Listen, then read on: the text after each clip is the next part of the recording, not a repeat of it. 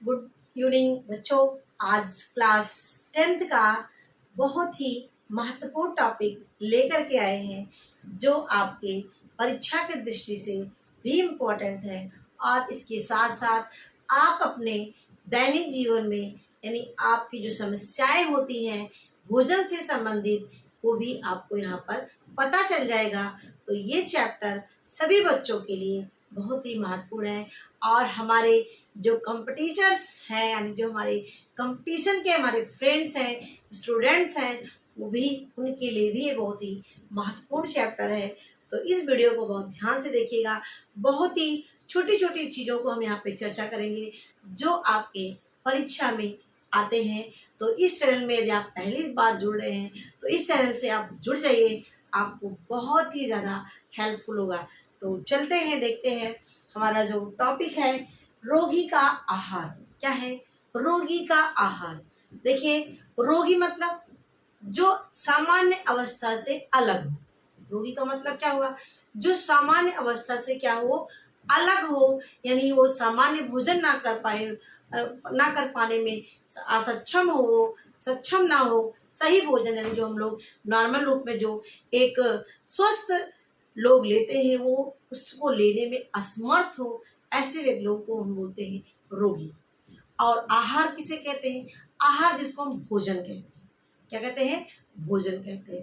तो रोगी का आहार यानी जो रोगी होती है किसी भी अवस्था में, यानी चाहे वो किसी ऑपरेशन की वजह से हो, कोई दुर्घटना घटी हो, कोई घटना घटी हो या अन्य कोई पोषक तत्वों की कमी हो गई हो, कई भी अवस्थाएं होती हैं। इसमें क्या उनको भोजन देंगे, क्या उनको आहार देंगे, इस पर हम चर्चा करेंगे। तो देखिए, यहाँ पर एक शब्द मैंने लिखा है उपचारात्मक। क्या बोलते हैं? उपचारात्मक। उपचारात्मक क्या होता है? उपचारात्मक का मतलब ये एक लाइन देखिए, मैंने लिखा है रोग की स्थिति में, चाहे रोग की स्थिति कहिए, चाहे उसको क्या बोले आप, रोग की अवस्था में, चाहे क्या बोले, रोग की स्थिति में या रोग की अवस्था में, या कोई घटना घट जाए, दुर्घटना हो जाए, कोई ऑपरेशन हो जाए, कोई पोषक तत्वों की कमी हो जाए, उस समय जो आहार देते हैं वो आहार को ही हम उपचारात्मक आहार कहते हैं। क्या बोलते हैं? उपचारात्मक कहते हैं बच्चों। और इसी को ही हम अंग्रेजी में थेरापेटिक न्यूट्रिशन कहते हैं। क्या कहते हैं? मेरे साथ बोलिए आप, थेरापेटिक न्यूट्रिशन। क्या कहते हैं? थेरापेटिक न्यूट्रिशन कहते हैं जो किसी भी सामान्य अवस्था से जो अलग भोजन देते हैं, सामान्य अवस्था से जो अलग आहार देते हैं, सामान्य अवस्था से जो अलग खाने पीने की चीज़ों को देते हैं, उसे ही उपचारात्मक आहार कहते हैं। क्या कहते हैं? उसी को ही हम उपचारात्मक आहार कहते हैं। क्यों देते हैं ये भी जानते रहिए। क्यों दिया जाता है? जिससे कि देखा जाता है कि 100 में से 50% तक ये सही भोजन उस व्यक्ति को दिया जाए, उससे काफ़ी हद तक उसका रोग, उसकी बीमारी जो भी उसको हुआ रहता है वो भोजन से ठीक हो जाता है। इसीलिए इसे हम जो है आहार को ज़्यादा महत्व देते हैं। तो इसीलिए हमें भोजन पर ध्यान देना चाहिए कि हम क्या भोजन ले रहे हैं, किस अवस्था में किस रोगी को दे रहे हैं, इन सब बातों को हमें जानना बहुत ही जरूरी है। तो मैंने बताया ये चैप्टर आपके दैनिक जीवन के जो खान पान की समस्या है वो भी आपको यहाँ पर ये यदि आपने अच्छे से जान लिया तो आपको ये क्या करेगा, ये समस्या को आपके दूर करेगा। तो देखिए, उपचारात्मक आपको समझ में आ गया होगा, यानी रोग की अवस्था में जो आहार देते हैं, जो भोजन देते हैं, उसे ही उपचारात्मक आहार कहते हैं। और भी सामान्य भाषा में बता देते हैं कि जो हम लोग अपना भोजन खाते हैं, जो लोग स्वस्थ लोग जो भोजन खाते हैं, उस स्वस्थ लोगों से जो अलग भोजन देते हैं उसे ही उपचारात्मक आहार कहते हैं। आप किसी भी तरीके से इसे याद कर लीजिए, दिमाग में बैठा लीजिए कि हम सामान्य अवस्था से जो अलग आहार देते हैं उसे ही उपचारात्मक आहार कहते हैं। इसी को ही रोग का आहार भी कहते हैं। तो 1 नंबर आपका पक्का हो गया। किसे कहते हैं उपचारात्मक आहार, आपको भी पता हो गया। तो रोग की अवस्था में या रोग की स्थिति में जो आहार देते हैं उसे ही उपचारात्मक आहार देते हैं। अब उपचारात्मक आहार कब कब दिया जाता है ये भी आप जान लीजिए। कब कब दिया जाता है, कब कब दिया जाता है?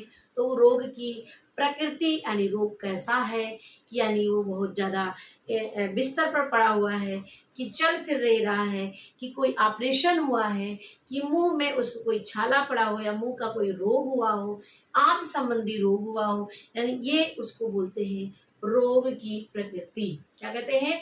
रोग की प्रकृति, यानी उसको हुआ क्या है ये जानना होता है, उसके हिसाब से ही उसको आहार देते हैं। तो रोग की प्रकृति आपको पता चल गया। दूसरा कि कोई जो नहीं रोग ही हुआ हो, कभी कभी क्या होता है दुर्घटना घट जाती है।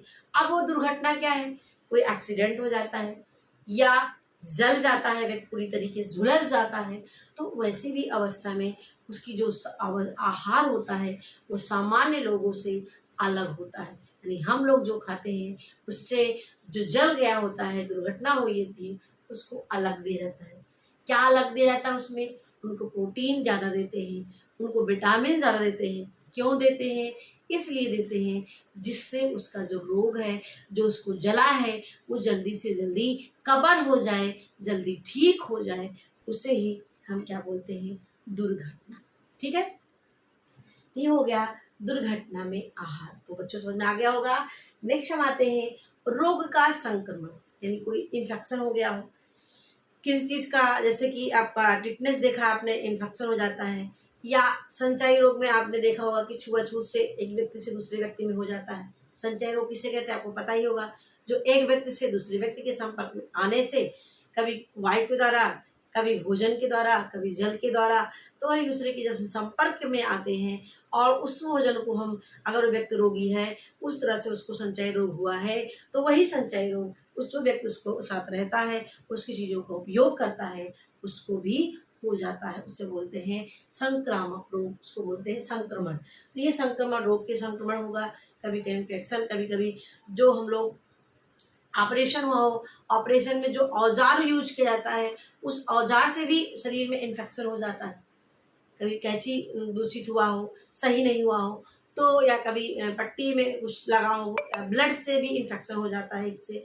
तो ये सब छोटी छोटी चीज़ें होती हैं, इन्फेक्शन हो जाता है हमारे शरीर में, वो उसका बुरा प्रभाव पड़ता है। तो इसे बोलते हैं रोग के संक्रमण के समय हमारा जो भोजन हो जाता है वो अलग हो जाता है। और सॉरी, अस्थि भंग। अस्थि भंग क्या होता है?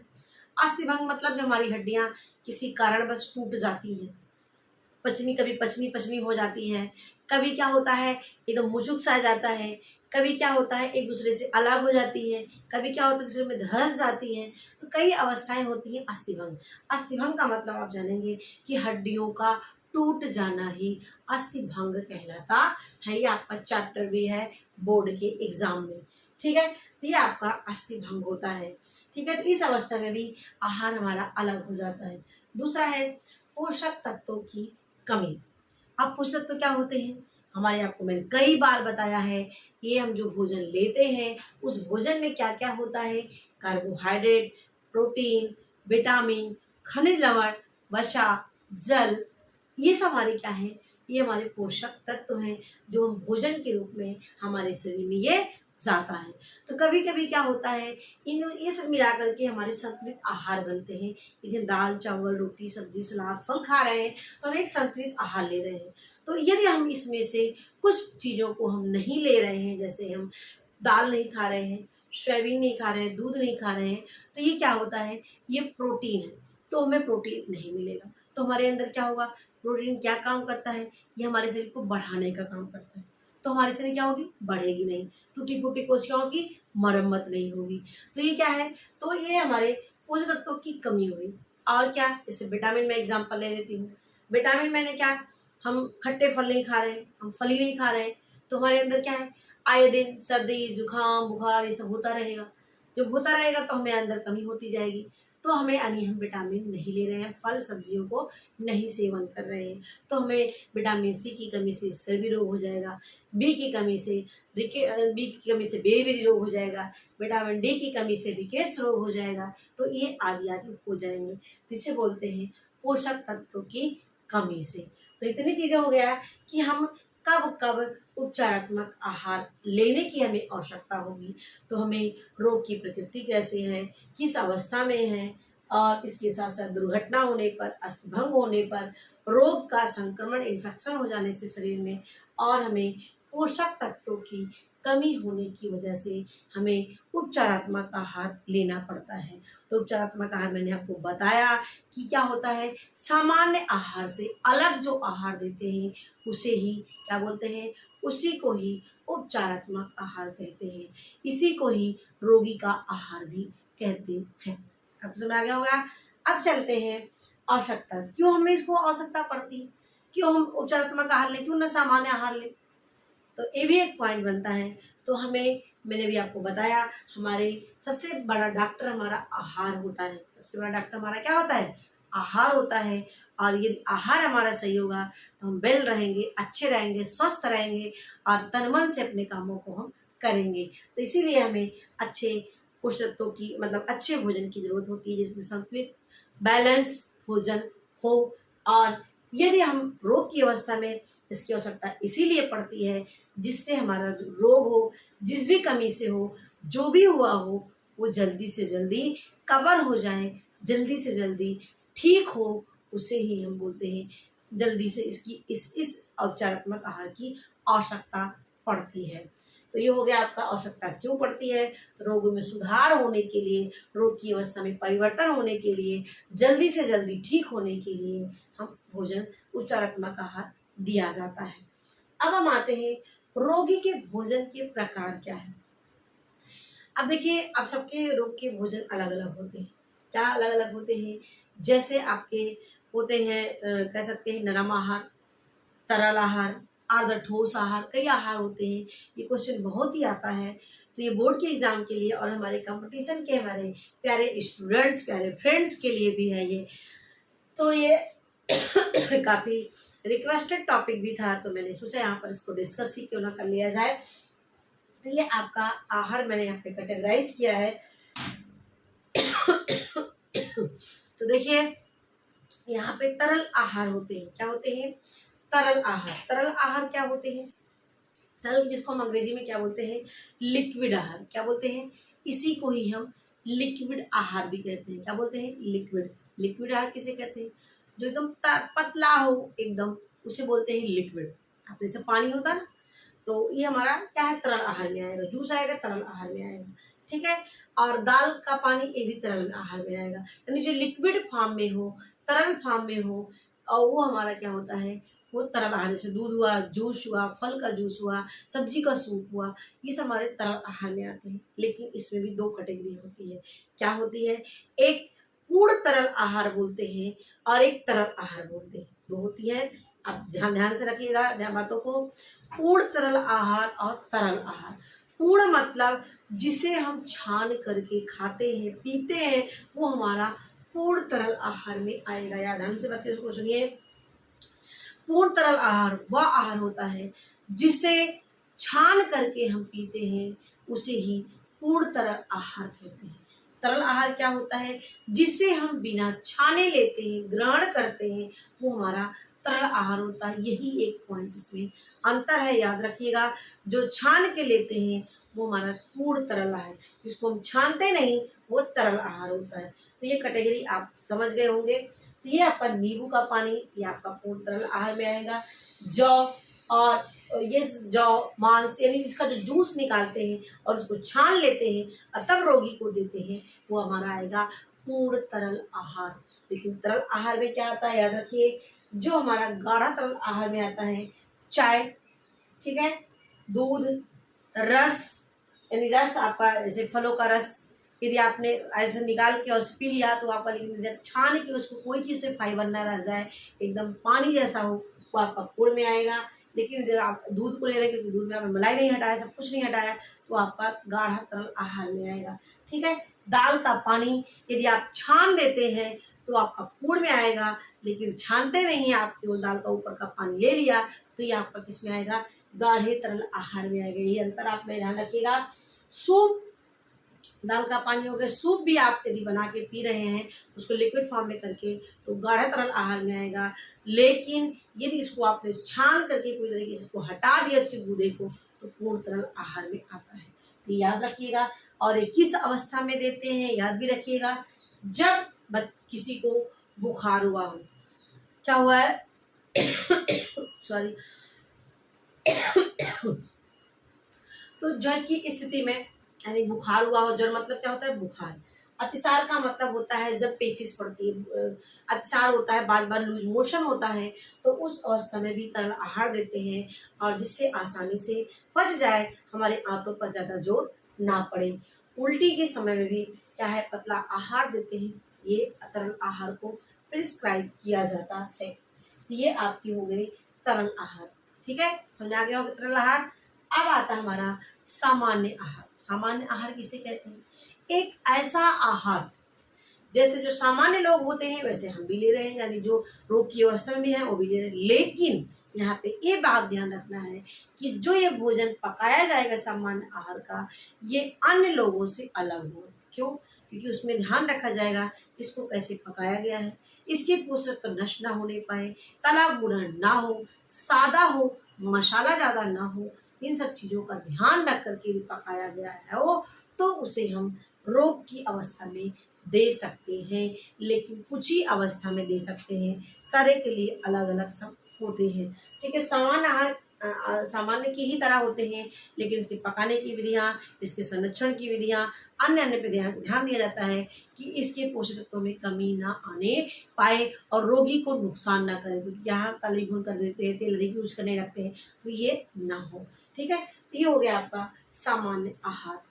अब आता है हमारा नरम या कोमल आहार। बहुत ज्यादा ये कॉन्फ्यूजन क्वेश्चन रहता है, नरम, कोमल, अर्ध तरल या अर्ध ठोस। नाम याद रखिएगा, नरम शब्द आ जाए, कोमल शब्द आ जाए, अर्ध तरल आ जाए, अर्ध ठोस आ जाए, ये चारों में से कोई शब्द आ जाए तो देखिए यही शब्द की बात कर रहा है, जो अर्ध तरल हो, यानी न तो ज्यादा लिक्विड हो न तो ज्यादा ठोस हो, इन दोनों का जो बीच का पोर्शन होता है उसी को ही हम नरम आहार या अर्ध ठोस या अर्ध तरल आहार के नाम से हम जानते हैं, ठीक है। तो ये हमारा अर्ध तरल आहार होता है, ये गला चावल होता है, दलिया होती है, खिचड़ी की क्या होते हैं, फल यानी फलों का जो गूदे है उसको निकाल के हम खाते हैं, रस फलों का, ये सब किसमें आते हैं, अर्ध तरल आहार में आते हैं। तो दलिया हो गया, चावल की खिचड़ी हो गई, चावल को मसल के दिया गया, ये अर्ध में आते हैं। और अर्ध में याद रखिएगा किसको देते हैं, अर्ध में ये आपका शरीर में इन्फेक्शन हुआ हो, शरीर का ऑपरेशन किसी पार्ट का हुआ, शल्य का मतलब होता है ऑपरेशन, याद रखना। शल्य का मतलब क्या होता है बच्चों, ऑपरेशन, कोई भी चीज का हुआ हो, शरीर में आंत से संबंधी हो, पेट से संबंधी हो, गुर्दे संबंधी हो, कहीं भी ऑपरेशन हुआ हो तो उसको बोलते हैं शल्य। आंतरिक मतलब क्या होता है, जो हमारे पाचन संबंधी विकार होते हैं। पाचन कहाँ करता है, पाचन हमारा आमाशय करता है, यानी पेट करता है, और हमारा छोटी आंत करता है, बड़ी आंत करता है, तो इसी को बोलते हैं आंतरिक अंग या इसी को बोलते हैं आंतरिक विकार, ठीक है। तो आंतरिक मतलब पाचन संबंधी जो विकार होते हैं, उस अवस्था में भी हम नरम आहार, अर्ध तरल आहार या कोमल आहार या अर्ध ठोस आहार को प्रिस्क्राइब किया जाता है या दिया जाता है। तो ये हो गया आपका नरम या कोमल आहार। तो आहार आपको समझ में आ गया क्या क्या है, तरल आहार, सामान्य आहार और नरम या कोमल आहार।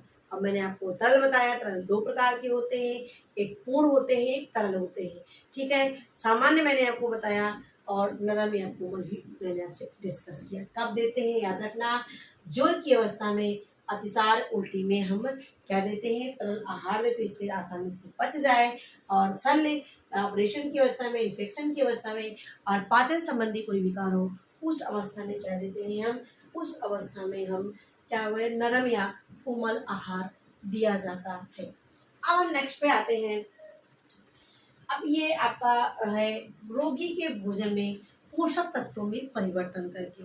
अब हम यहाँ पे सीखेंगे, जानेंगे कि किस रोग में कौन सा पोषक तत्व ज़्यादा देते हैं, इस पर हम देखेंगे। और ये आपका भी एग्जाम की दृष्टि से भी बहुत ही महत्वपूर्ण पॉइंट है।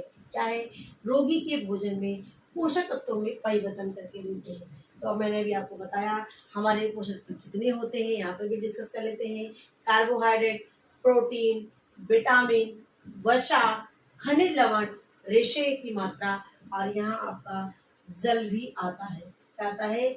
जल भी आपका पुस्तक में आते हैं। ठीक है, तो ये हमारे क्या है, एक क्वेश्चन आपका बनता है कि इसमें हमारे कितने पोषक तत्व होते हैं। तो याद रखना, कार्बोहाइड्रेट, प्रोटीन, विटामिन, खनिज लवण, वसा और जल। ठीक है, तो ये आपके क्या है, पोषक तत्व होते हैं। अब हम यहाँ पे आते हैं कि कार्बोहाइड्रेट क्या काम करता है। कार्बोहाइड्रेट हमारे शरीर में ऊर्जा देने का काम करता है, हमारे शरीर को चलाने के लिए आवश्यक होता है। जब तक हम कार्बोहाइड्रेट लेंगे नहीं तो हमारा क्या है, हम चलेंगे नहीं, दौड़ेंगे नहीं, काम नहीं कर पाएंगे। तो हमारा ये ऊर्जा देने का काम कौन करता है, कार्बोहाइड्रेट करता है। अब हम यहाँ पे जानेंगे कि किस में ज़्यादा देते हैं, किस में कम देते हैं। देखिए, यकृत, यकृत मतलब जिसको हम लीवर कहते हैं, हिंदी में अंग्रेजी में क्या कहते हैं, लीवर। लीवर हमारे शरीर का एक महत्वपूर्ण पार्ट होता है, सबसे बड़ी ग्रंथि होती है हमारी लीवर होती है, जो एक बैंक का भी काम करता है, क्यों, निर्माण का भी काम करता है, सब कुछ काम करता है। अगर व्यक्ति का लीवर खराब हो जाता है तो व्यक्ति की डेथ हो जाती है। ठीक है, तो लीवर में क्या होता है कि हम स्टोर भी करता है, बनाता भी है। ठीक है, और यदि कोई व्यक्ति जहर भी खा लेता है तो उसको पहचान कराने का काम हमारा लीवर करता है। लीवर से ही पता चलेगा कोई व्यक्ति जहर खाया है कि नहीं खाया है, ये भी आपका पता चलता है। ये सामान्य चीज मैंने आपको बता दिया। तो देखिए, लीवर हमारा महत्वपूर्ण रोल करता है। यदि लीवर रोग हो कोई, शल्य से पूर्व, शल्य का मतलब क्या होता है, अभी मैंने आपको बताया, ऑपरेशन, ऑपरेशन से पहले भी, और कुपोषण। देखिए, इस अवस्था में हमें कार्बोहाइड्रेट की ज्यादा जरूरत पड़ती है। क्यों जरूरत पड़ती है? क्योंकि इस समय ज्यादा ऊर्जा की जरूरत है। ऑपरेशन से पहले भी आपको, जिससे आपको एनर्जी आपकी मतलब बनी रहे, लॉस ना होने पाए।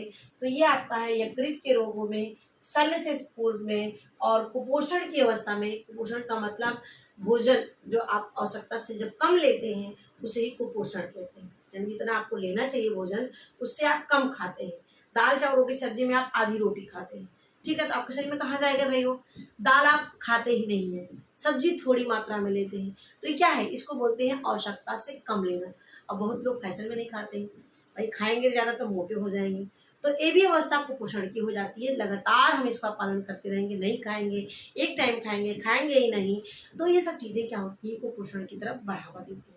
तो कुपोषण का मतलब है जब हम आवश्यकता से कम भोजन लेते हैं और आवश्यकता से अधिक भोजन लेते हैं, दोनों की स्थिति को हम कुपोषण कहते हैं।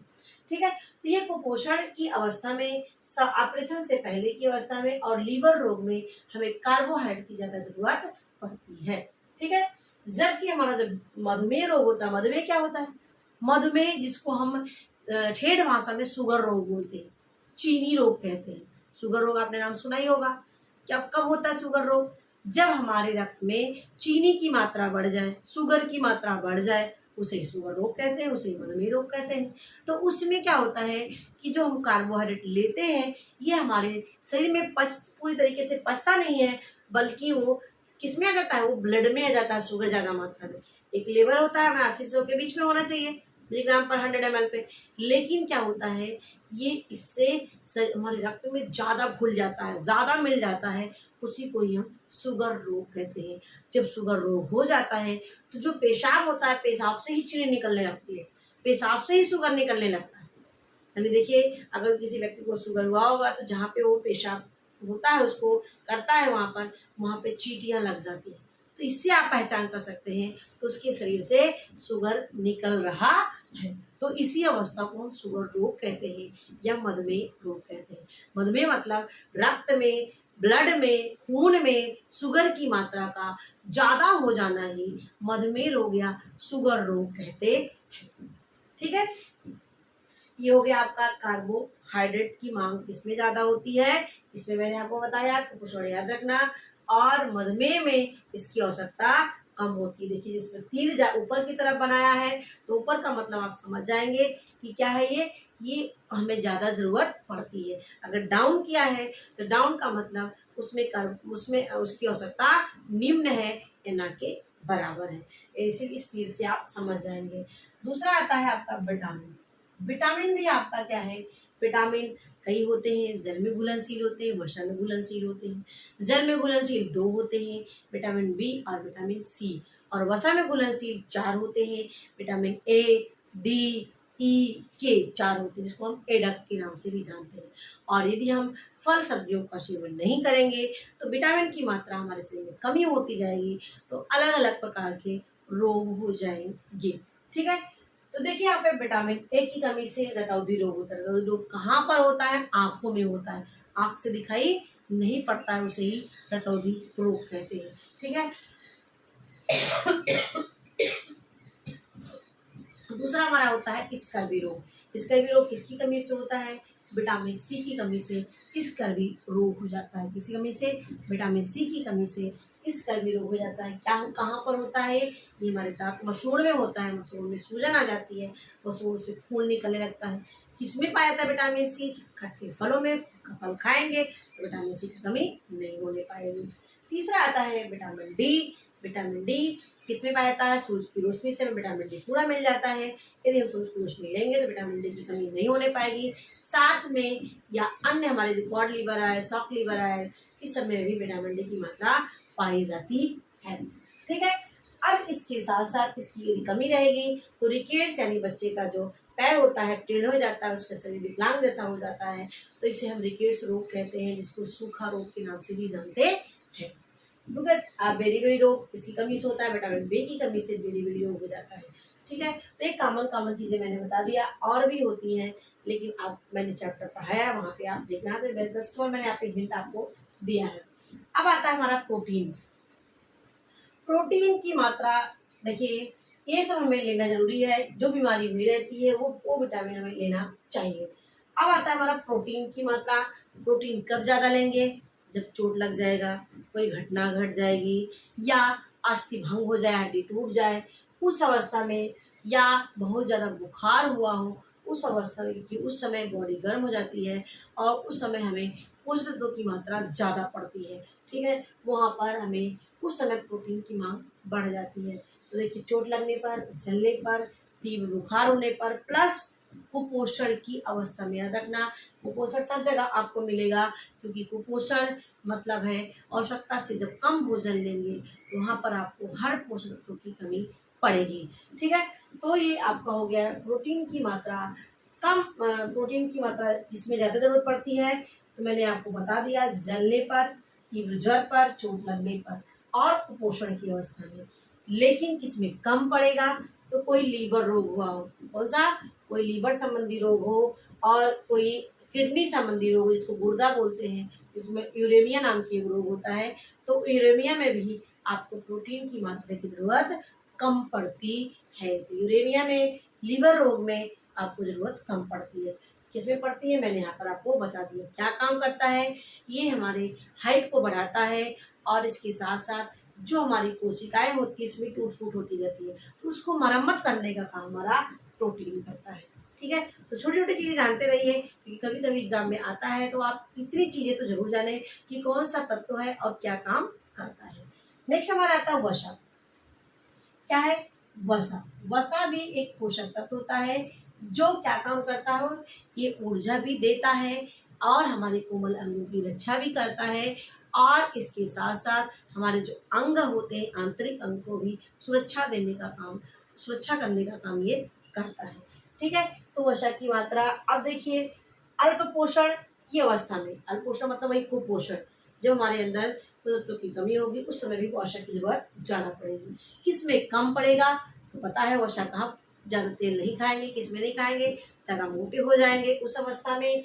हृदय रोग कोई होगा, क्योंकि हृदय रोग में जो हमारी नलियाँ होती हैं, जो ब्लड ले जाती हैं, वो नलियाँ क्या हो जाती हैं? फट जाती हैं, बंद हो जाती हैं, भर जाती हैं, वो वसा, जिसकी वजह से हमारा जो खून जाने का रास्ता है वो पतला हो जाता है, जिससे हृदय पे दबाव बन जाता है।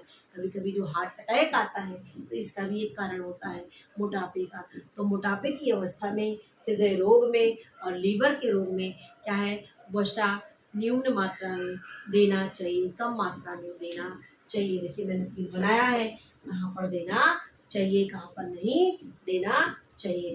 अब आता है हमारा रेशे की मात्रा। रेशे की मात्रा इसमें नहीं देते हैं, इसमें आपकी मात्रा जो होती है कम होती है। किसमें? पेचिश में, दस्त में, आंत के ऑपरेशन में नहीं देते। क्यों नहीं देते हैं? क्योंकि आपको पता है जो रेशे होते हैं ये हमारे आंत को साफ रखने का काम, एकदम बढ़िया से साफ रखने का काम करता है, जिससे हमारा पेट एकदम साफ हो जाए, आंत साफ हो जाए।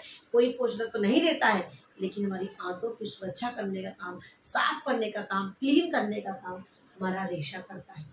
ठीक है, तो ये पेचिस में और भी साफ हो जाएगा, क्योंकि पेचिस में आपका लूज मोशन होता रहता है उल्टी दस्त में, तो और आंत का कोई ऑपरेशन हो उस समय जोर पड़ता है, तो इस समय इस अवस्था में क्या है, रेशा के भोजन नहीं देते हैं। किसमें देते हैं, कब्ज में, या पाचन संबंधी कोई समस्या हो, अपच हो, भोजन सही तरीके से पच ना रहा हो, कच्ची घकार आ रही हो, यानी आपका भोजन नहीं पचा रहेगा, कब्ज की अवस्था रहेगी, उस अवस्था में हम रेशेदार भोज्य पदार्थ को देते हैं, जिससे हमारी आंतें साफ होकर के साफ हो जाएं और वो हमारे मल के रूप से बाहर निकले। ठीक है, तो ये रेशे की देते हैं, इस अवस्था में याद रखने का वेरी वेरी इंपॉर्टेंट चैप्टर मैं आपको बहुत आराम से इसलिए बता रही हूँ, जिससे आपको अच्छी से समझ में आ जाए। लास्ट हमारा आता है खनिज तत्वों की मात्रा। खनिज क्या करता है, ये हमारे शरीर में अम्ल क्षार की मात्रा का संतुलन भी रखता है, इसके साथ साथ ये हमारे रोगों से भी रक्षा भी करता है, साथ में हमारे शरीर में जो जल होता है, जल की मात्रा का भी संतुलन रखने का काम ये हमारा खनिज तत्व करता है। खनिज तत्व मतलब calcium, magnesium, potassium, phosphorus, sodium, nitrogen, ये हमारे क्या होते हैं, इन्हीं को हम खनिज तत्व कहते हैं। तो कुछ खनिज तत्वों का मैंने यहाँ पर नाम लिया है, जैसे कैल्शियम। कैल्शियम किसमें नहीं देते हैं, गुर्दे की पथरी हुई रहती है, यानी आपकी किडनी में, गुर्दे में आपकी पथरी हुई होगी, स्टोन होगा, तो उस समय नहीं देते, क्योंकि स्टोन किससे बनता है, वो कैल्शियम फॉस्फेट होता है।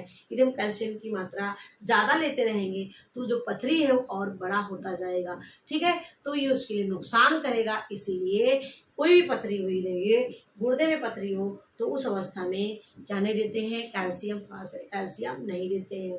ठीक है, और कैल्शियम किस में पाया जाता है, तो आपके दूध में पाया जाता है, अन्य चीज़ों में भी, जो खाने पीने की चीज़ों में उसमें कैल्शियम पाया जाता है, तो ये दूध की चीज़ों को हम बंद कर देते हैं। ठीक है, अब आता है हमारा हृदय रोग।